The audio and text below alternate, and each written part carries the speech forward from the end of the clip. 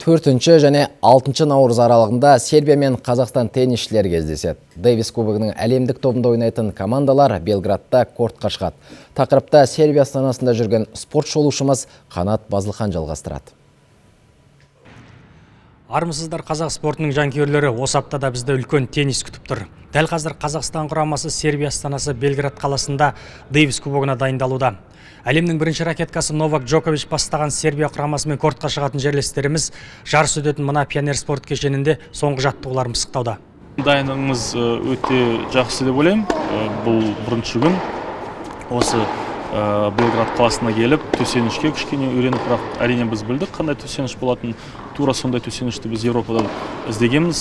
Вена қаласында тауып, папко жаттығу жасайтын жерінде, сол жерде 7 күн бойы дайындық сборын жасап, дайын болып келдік әрине. Естеріңізге сала кетейік, Белградтағы бәсекеде Михаил Кукушкин, Андрей Голубев, Александр Недовесов және Дмитрий Папко кортқа шығады. Сербияның серкесі саналатын Новак Джоковичке қарсы тұру өте қиын. Мұны біздің теннисшілері де ескертті. Алайда Дэвис кубогы командалық жарыс, сондықтан мұнда күтпеген нәтижелер тіркелуі әбден мүмкін. Мұны Михаил Кукушкин да айтады.